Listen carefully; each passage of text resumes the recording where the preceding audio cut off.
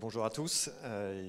Merci de m'avoir fait l'honneur de me proposer d'animer cette table ronde avec ces éminents spécialistes en entreprise et en cabinet d'avocats sur toutes ces problématiques d'épargne salariale, même si notre sujet, pour l'instant, devrait rester limité à l'intéressement avant le prochain rapport sur la participation.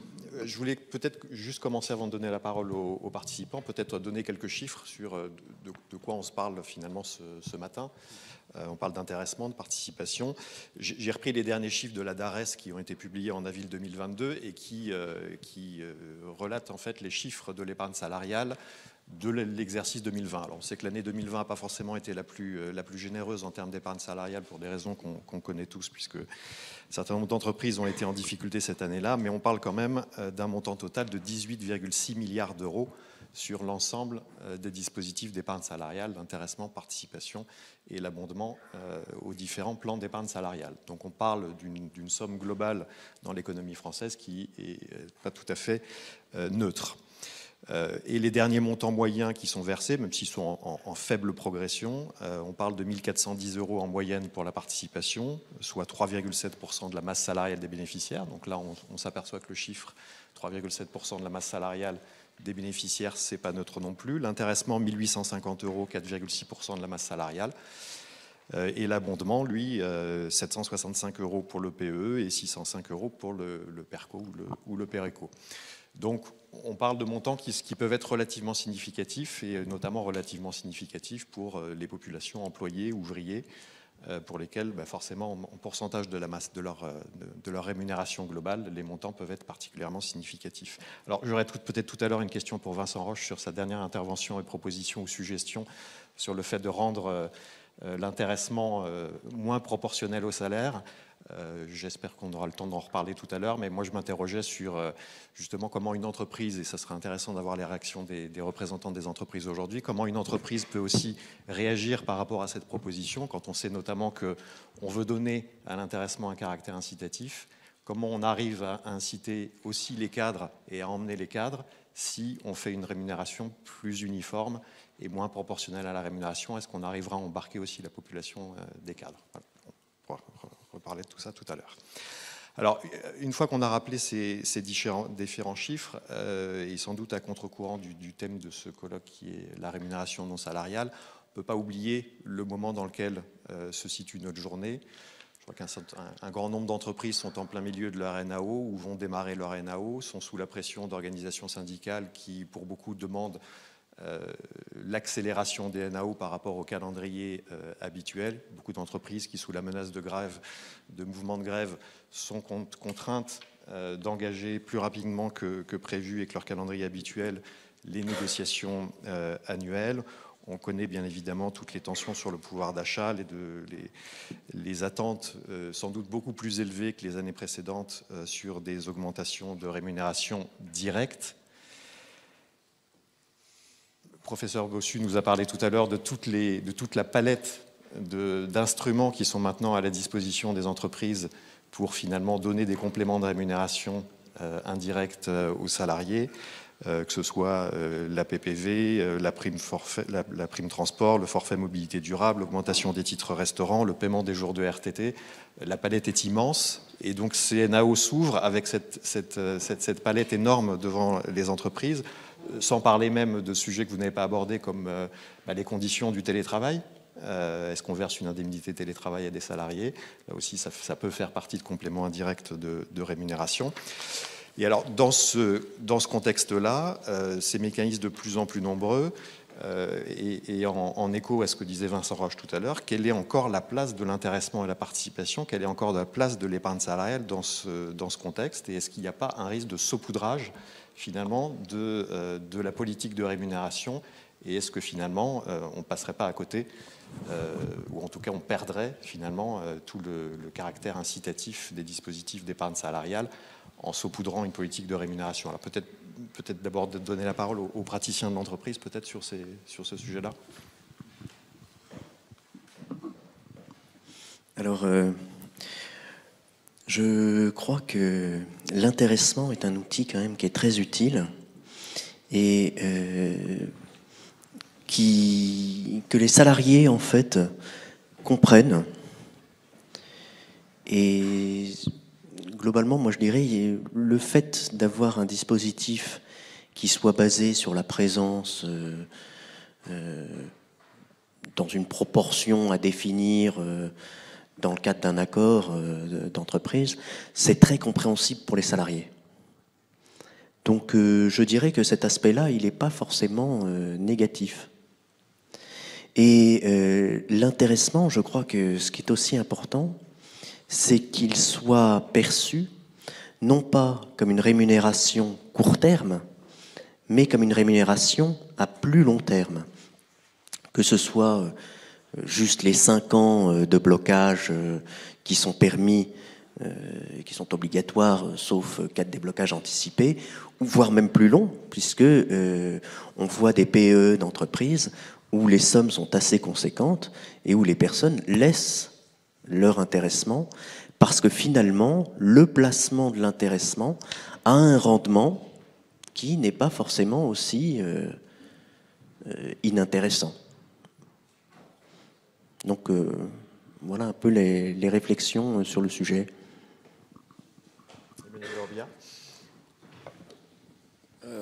Pour rebondir sur ce que disait Vincent, il y a vraiment un point moi, sur lequel je trouve... j'ai longtemps milité, pas toujours avec succès, en entreprise, quand j'étais DRH, et j'ai eu parfois des débats assez toniques en comité de direction. Et moi, je suis un fervent partisan d'un intéressement uniquement axé sur le temps de présence. Je considère que c'est une prime d'équipe, le terme est juridiquement très incorrect, mais ça rétribue une performance collective, je vais le dire comme ça, ça rétribue une performance collective, et mon argumentation en comité de direction, c'était de dire ce qui va différencier les performances individuelles, c'est le salaire fixe, et c'est éventuellement les primes sur objectif. Encore que, on peut avoir des discussions sur la pertinence des primes d'objectifs, mais c'est un autre sujet. Et donc, c'est ça qui va faire que, selon qu'on est dans une entreprise directeur de région ou ouvrier métallurgiste, on va avoir un niveau de salaire qui va forcément être différent et un niveau de prime variable qui va, la plupart du temps, ne pas exister pour le personnel ouvrier, exister pour les cadres. Bon, bref, chacun est rétribué à hauteur de son niveau de responsabilité. L'intéressement, c'est pour moi exactement l'inverse, c'est-à-dire que ça rétribue une performance collective et moi je suis un fervent militant d'une rétribution identique pour tous, à part évidemment le temps de présence. Ça c'était le premier sujet que je voulais soulever. Et le deuxième sujet, c'est que je trouve que l'intéressement il est pertinent pour l'entreprise parce qu'effectivement il va récompenser une performance, atteinte ou non, et surtout l'entreprise a la possibilité de mettre en place un outil de performance qui est compréhensible par tous. Quand vous dites sur un site de production c'est 0 accident, donc intéressement qui est versé, tout le monde comprend ça en fait. Contrairement, mais je ne veux pas anticiper des débats de tout à l'heure, contrairement à la participation. Enfin, il y a peu de personnes qui comprennent comment est calculée la participation et les salariés ils ont de la participation, c'est très bien, ils sont contents, mais vous dire pourquoi ils ont eu de la participation, ils sont incapables de le dire. Mais voilà, je ferme la parenthèse sur la participation parce qu'on en parlera tout à l'heure. L'intéressement, c'est la possibilité pour l'entreprise de mettre en place un système de performance, de récompense d'une performance qui est simple et lisible par tous. Donc je pense que pour ces différentes raisons, c'est un outil bien évidemment qui doit être conservé dans le paysage des entreprises. Donc ça, c'est le regard des entreprises. Côté cabinet, côté avocat.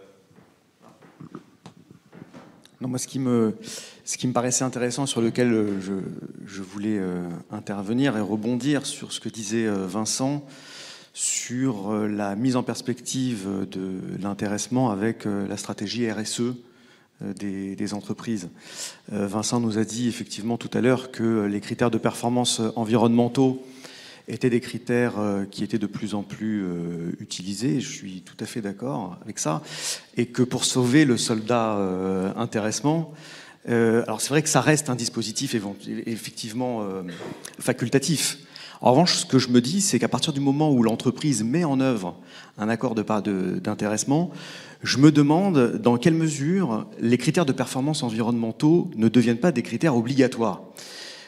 Pourquoi je dis ça? Parce que vous avez peut-être en tête la décision du Conseil constitutionnel sur la loi pouvoir d'achat, qui nous a dit, je cite, que la préservation de l'environnement doit être recherchée au même titre que les autres intérêts fondamentaux de la nation, et qu'avant même le Conseil constitutionnel, on avait la loi Pacte, qui a modifié le Code civil, et qui a indiqué que la société devait être gérée dans son intérêt social, bien sûr, mais aussi en prenant en considération les enjeux environnementaux.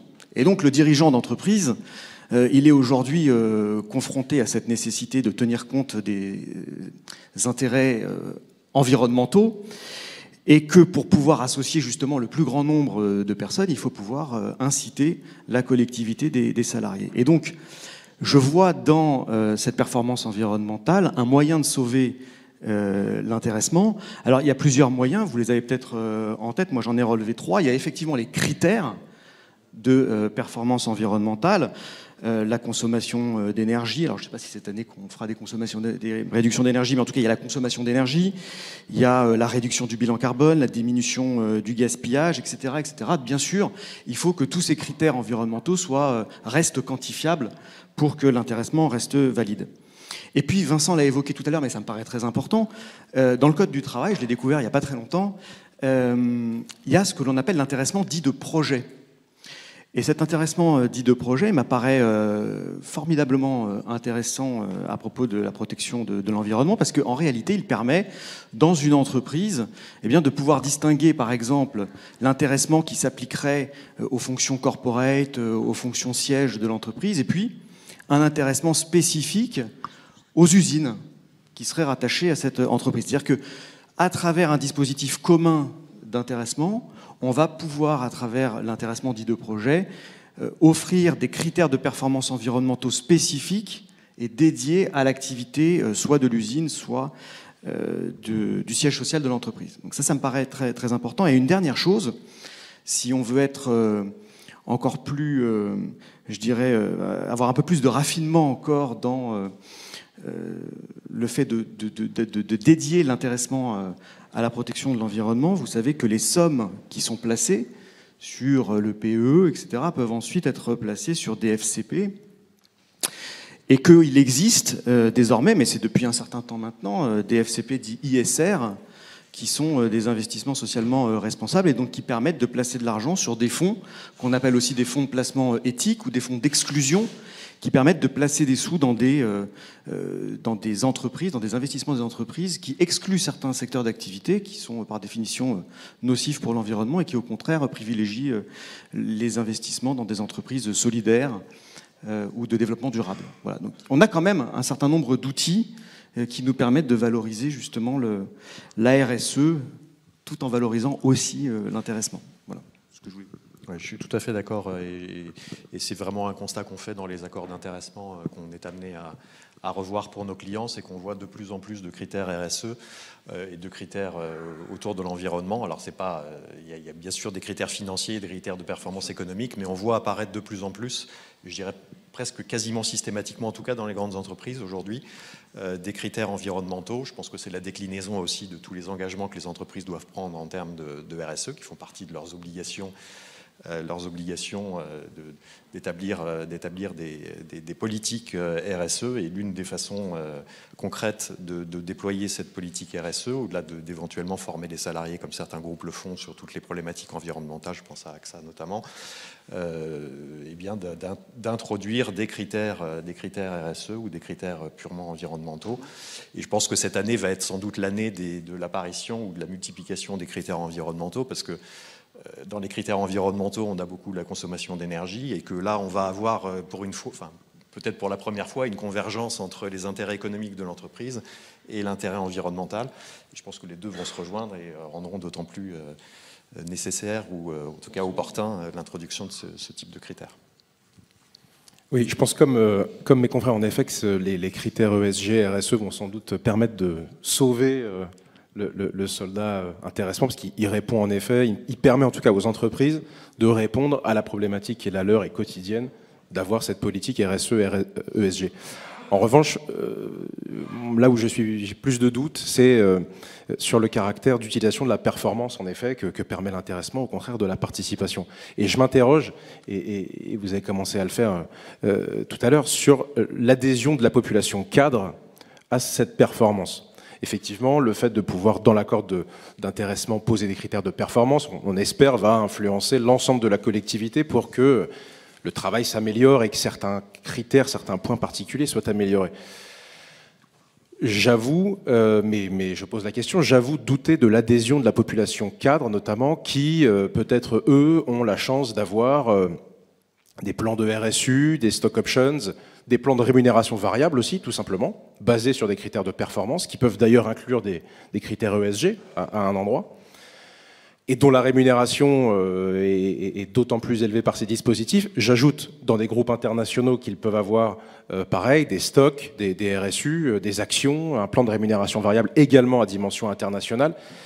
Et donc voilà, je m'interroge sur l'utilité de ce dispositif d'intéressement et d'adhésion de la population cadre qui, je le crois, dispose déjà d'outils leur permettant d'améliorer leur rémunération de manière significative, beaucoup plus qu'avec les montants qu'on a cités tout à l'heure sur l'intéressement. Voilà. Moi, je suis tout à fait du même avis que toi, dans le sens où l'intéressement n'est pas, à mon avis, le moyen de rétribuer l'encadrement. Il y a les parts variables, où on peut mettre des critères spécifiques pour justement gérer la performance de l'entreprise et intéresser l'encadrement à la performance de l'entreprise. L'intéressement, c'est une politique plus globale qui concerne l'ensemble de la collectivité de travail, où il peut y avoir des critères justement de performance. Parce que, comme l'a dit Vincent dans son intervention, on a envie d'améliorer un point particulier dans la performance de l'entreprise. Que ce soit le zéro accident, que ce soit les coûts de l'entreprise qui dérapent potentiellement, ou en cette période d'inflation, c'est aussi intéressant de gérer les coûts de l'entreprise. Donc ça peut être un indicateur aussi d'intéressement. Et ça concerne tout le monde. Vincent, tu voulais réagir ?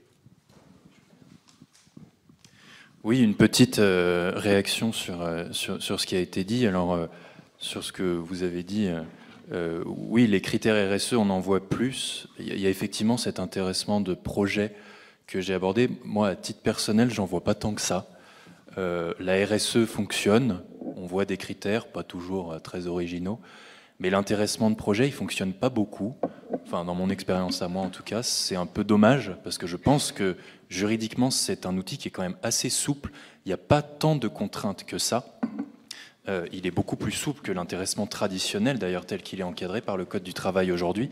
Donc je suis d'accord, c'est un autre axe de réflexion qu'il faut avoir aujourd'hui.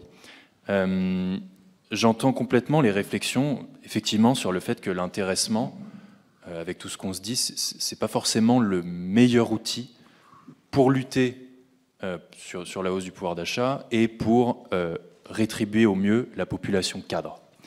Effectivement, on l'entend. Après, je pense que c'est difficile d'avoir cette réflexion pour l'ensemble des entreprises, parce que ça dépend évidemment de la composition de chaque entreprise, de la proportion de cadres à l'intérieur de chaque entreprise. Il y a des entreprises où il n'y a que des cadres et où là, l'intéressement peut vraiment être l'un des moyens pour les rétribuer. Et toutes les entreprises ne connaissent pas aujourd'hui, ne sont pas aujourd'hui dotées des dispositifs qui seront évoqués plus tard, je crois, dans la journée, d'actionnariat salarié, stock option, etc. Donc là, l'intéressement, alors vous me direz, c'est subsidiaire, mais bon, c'est encore ça. L'intéressement peut être utile éventuellement pour rétribuer l'encadrement.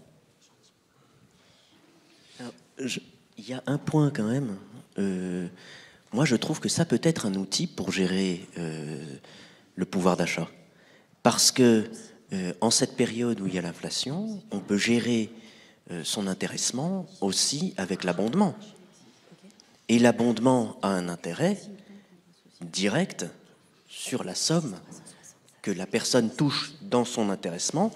Et il peut être intéressant d'avoir un abondement.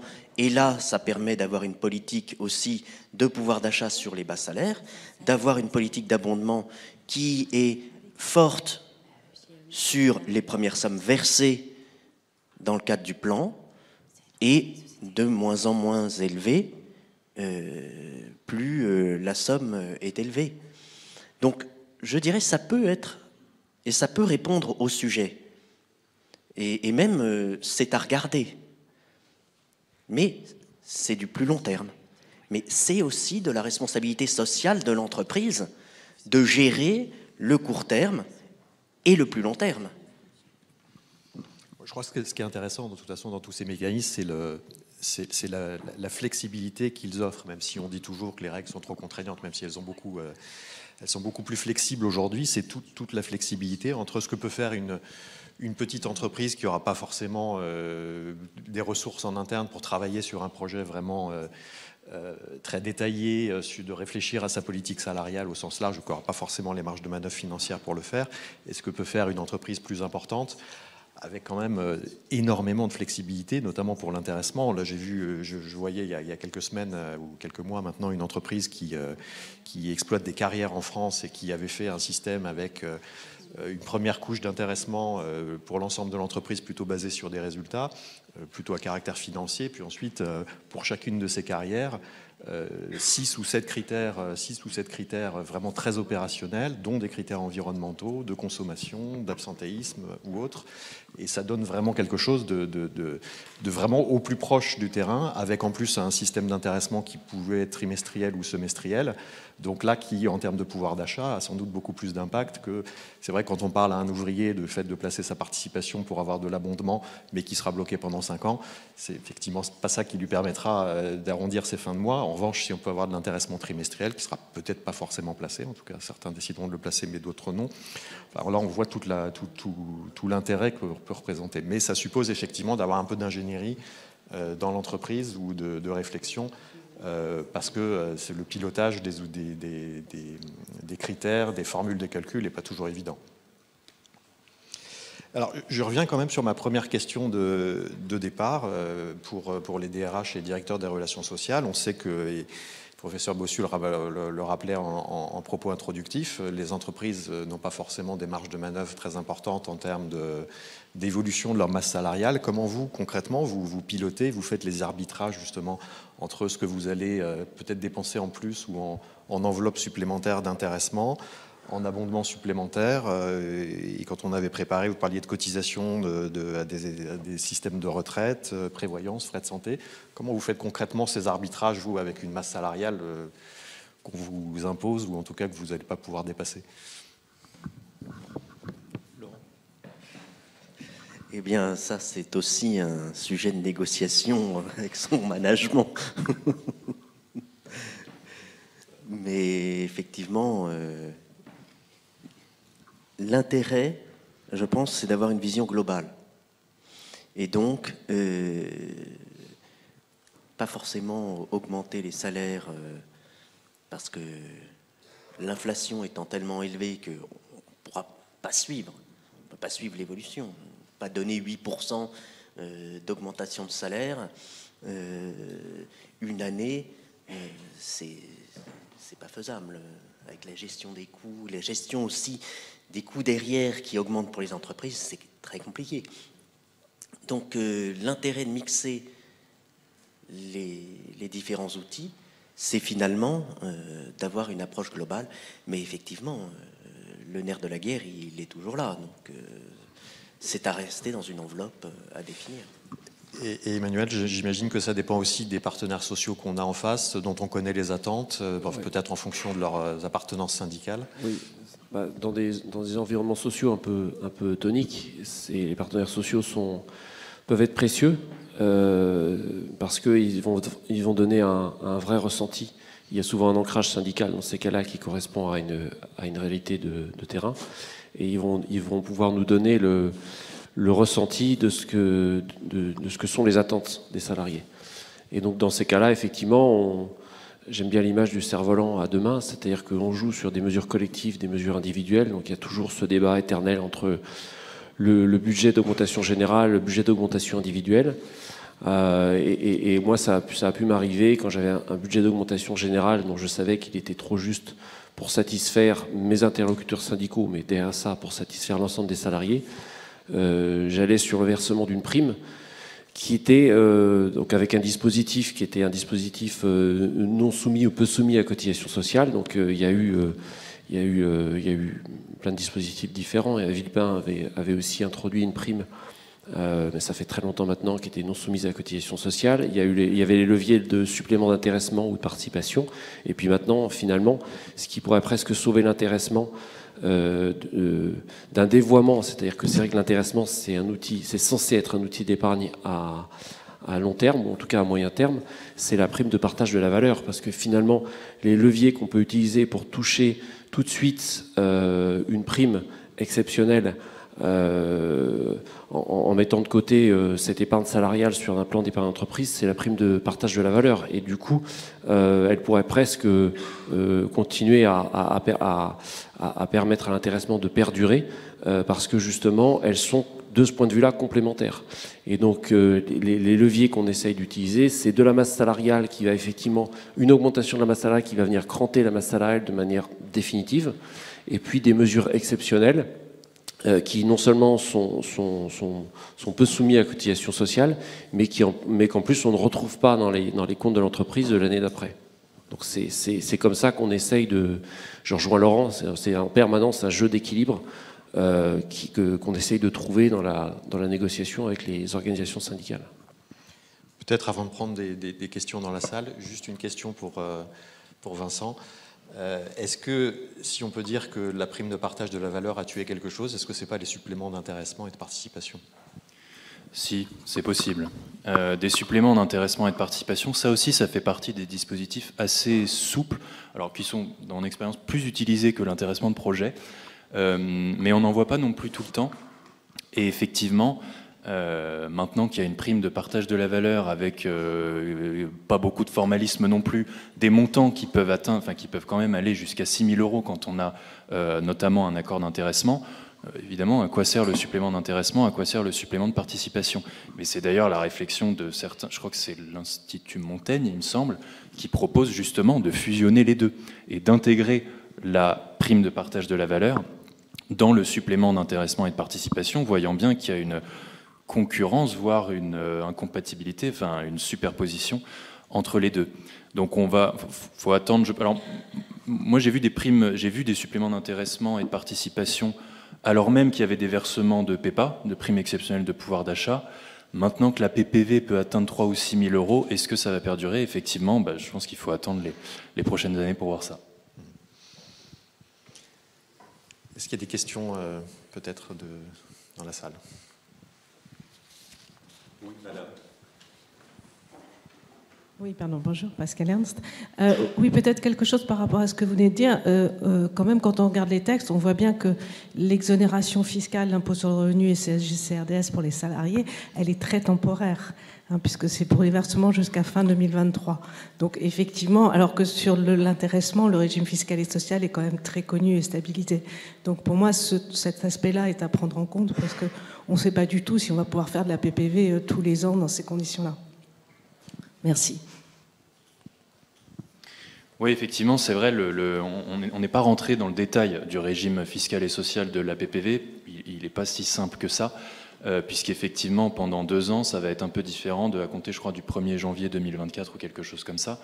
Mais en tout cas, effectivement, moi, j'avais aussi pensé à ce risque-là. En 2022 et 2023 et 2024, il y a peut-être un risque quand même que les entreprises ne s'embarrassent pas trop avec ces suppléments d'intéressement et de participation. Et après, comment sera le régime fiscal et social de la PPV en 2024 ? Je pense que c'est très difficile de le savoir, même si elle a été pérennisée. On voit bien d'ailleurs que même en matière d'intéressement, les changements de régime fiscal et social, ils sont extrêmement réguliers. Donc moi, quand même, je pense qu'il y a un petit risque de superposition entre les deux. Je ne suis pas sûr que... alors effectivement, je suis d'accord, la PPV peut être complémentaire avec l'intéressement, dans le sens où l'une peut être perçue immédiatement, l'autre est placée sur un plan d'épargne. Je ne suis pas sûr de retrouver vraiment cette complémentarité entre la PPV et le supplément d'intéressement ou de participation. Oui, en fait, la PPV, pour moi, c'est un dispositif pompier. Et puis, on va voir comment il s'installe dans la durée. Je suis d'accord, maintenant il est pérennisé maintenant, donc oui. Oui, mais c'est vrai que les exonérations fiscales, notamment là qui elles ne sont pas forcément pérennes, elles rendent le mécanisme quand même beaucoup plus incitatif que les suppléments d'intéressement et de participation, qui d'abord supposent d'avoir de l'intéressement et de la participation. Donc il y a un certain nombre d'entreprises qui de toute façon n'auront pas le choix et se tourneront forcément vers la PPV. Et puis également, ça permet quand même à des salariés d'avoir une exonération fiscale sans avoir besoin de placer de l'intéressement pendant 5 ans. D'autres questions? Oui, il y a une question d'Erwan Guillon. Merci. Oui, bonjour. Est-ce que le versement d'une avance sur l'intéressement en cette période aujourd'hui pourrait être une demi ou une solution complète? Avec quelles précautions par rapport au régime de ces sommes? Je vois bien la difficulté en cas de placement ultérieur sur un fonds, hein, mais est-ce qu'il y a moyen de faire quelque chose? Et est-ce que dans un accord de NAO, sans remettre en cause encore une fois le régime global de l'intéressement, est-ce qu'on pourrait prévoir le versement de cette avance dans un article de l'accord de négociation annuelle?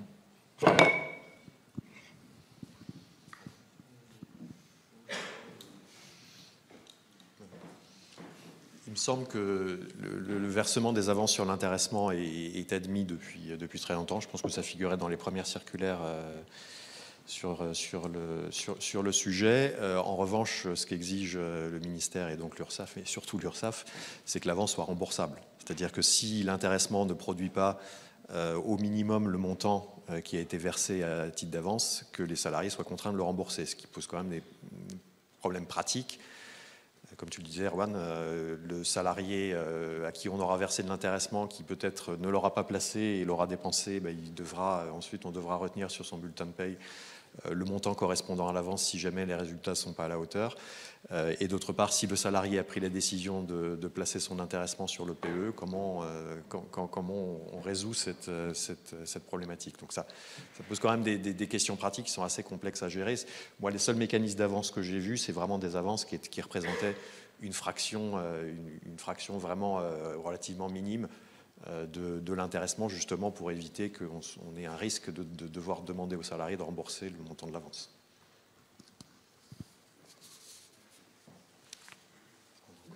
Oui, madame. Moi, j'enseigne la matière d'épargne salariale.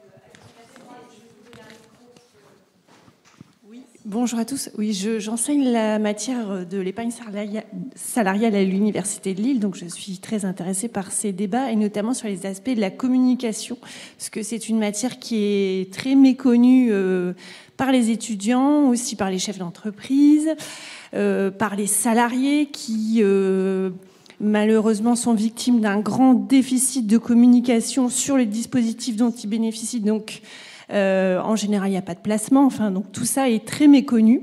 Et je me demandais si on ne pourrait pas améliorer la transparence en publiant les accords d'intéressement, puisqu'actuellement, les accords ne sont pas publiés, ne font pas l'objet d'une obligation de publication sur le site Légifrance. Voilà, donc j'aimerais connaître votre avis.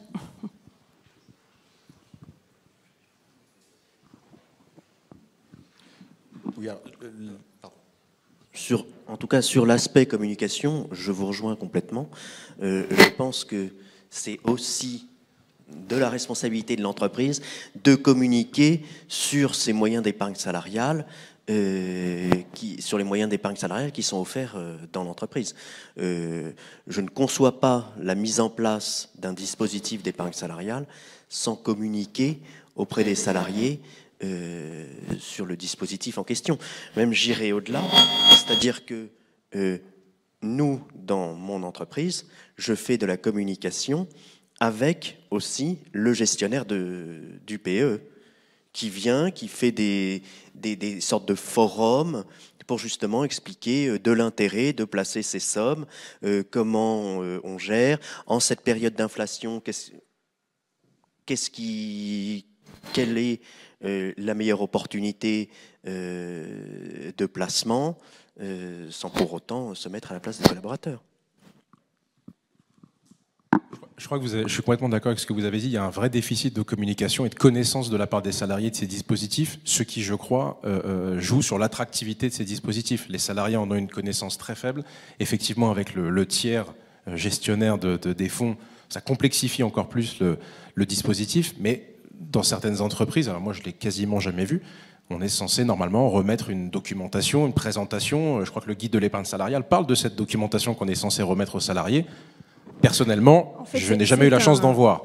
C'est un guide qui n'est jamais remis. Hein. Je crois jamais. Et le salarié est ravi d'avoir, je crois que c'est Vincent qui citait un 13e mois, un 14e mois à la fin de l'année, sans trop savoir à quoi ça correspond. Et c'est là où effectivement je crois qu'il y a une vraie difficulté de ces dispositifs, et également celui dont on va parler après, c'est la connaissance par les salariés, comment ils arrivent à se l'approprier. Et je crois très mal. Et c'est pour cela qu'on se tourne vers des avantages périphériques aussi. Je voulais y revenir, professeur Bossu en parlait. Là, on a des mesures qui sont très concrètes pour les salariés. Prise en charge de frais divers et variés. Je pensais en ces temps de télétravail, on a des entreprises qui se tournent vers de plus en plus de prise en charge des frais de télétravail, des équipements, etc., etc. Et voilà, je pense que, toujours en s'interrogeant sur faut-il sauver le soldat intéressement, effectivement, méconnaissance des salariés, d'autres mesures beaucoup plus concrètes, précises et immédiates, me font craindre pour l'avenir de la passion de mon confrère. Alors, cela étant, sur le sujet de la publication des accords d'intéressement, la raison pour laquelle ils sont exclus de la publication, c'est qu'ils contiennent, dans beaucoup de cas, des informations qui sont des informations confidentielles. Moi, je me souviens de cette entreprise qui justement m'interrogeait sur la publication éventuelle de leur accord d'intéressement, parce qu'en fait, ils avaient, par la fixation de leurs critères, ils avaient très précisément l'état de leur consommation, de leur consommation de carburant, de leur marge, du montant de leur marge, etc. Et donc, publier ces accords, au travers des objectifs qu'ils se fixaient, finalement, ils donnaient des indications qui auraient pu être des indications importantes pour leurs concurrents.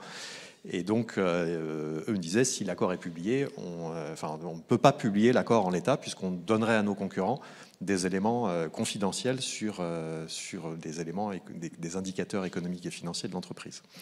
Donc ça, c'est un vrai sujet. Alors, est-ce qu'on pourrait faire un entre-deux, c'est-à-dire comme on fait pour les noms des signataires, ou alors utiliser effectivement cette possibilité qui est ouverte aux signataires de tout accord collectif, de demander le retrait ou demander que la publication soit faite sans la référence à certaines données confidentielles. Maintenant, dans un accord d'intéressement, on risquerait finalement, ce qui sera le plus intéressant pour les entreprises, c'est de savoir quels critères utilisent les autres, comment ils calculent leur formule de calcul. Or, c'est précisément ce qu'une entreprise ne voudra pas communiquer. Maintenant, peut-être publier quelques accords types ou quelques accords fictifs, mais qui donneraient un éventail des possibles, ça me semble être une bonne idée. Peut-être encore une, deux questions, mais le temps va bientôt arriver de la participation aux résultats et donc du rapport de Juliana Kova. Oui, M. Barru, qui est... Oui, bonjour, François Barbet. Effectivement, c'est un outil plébiscité et ça peut même être un outil attractif pour fidéliser les salariés. Mais je pense particulièrement aux petites entreprises. Les petites entreprises qui souhaitent le mettre en place doivent, comme toutes les autres, répondre aux conditions très techniques de l'intéressement. Il y a un pointillisme du contenu de l'accord, effectivement. Et quelquefois, les retours de l'administration sont extrêmement sévères, stricts, et avec un rigorisme très important. Alors même si on s'en sort en procédant par des avenants, quand vous avez une entreprise de 30 ou 40 salariés, ou plus petite, elle a toujours une crainte d'un redressement, même si on lui dit « maintenant ça va aller ». Du coup, n'y aurait-il pas j'aime pas trop les interventions législatives trop fréquentes, mais est-ce qu'il ne devrait pas y avoir une simplification peut-être dans le contenu, parce que vous évoquiez certaines choses que vous ne rencontriez pas en pratique. Effectivement, il y a des choses qui m'ont été demandées par l'administration. J'ai eu beau chercher dans tous les textes, je ne le trouve pas. On l'a fait, on a procédé exactement comme il le souhaitait, mais vous comprenez que je pense que c'est un frein. Je ne sais pas ce que vous en pensez.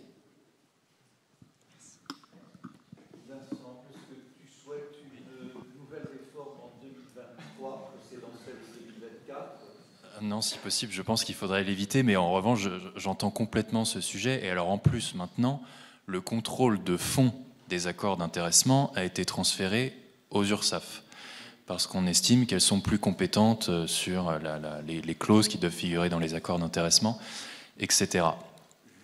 On commence à voir, je ne sais pas, peut-être les premiers signes d'un durcissement encore par rapport au retour que faisaient auparavant la Directs et la Driets.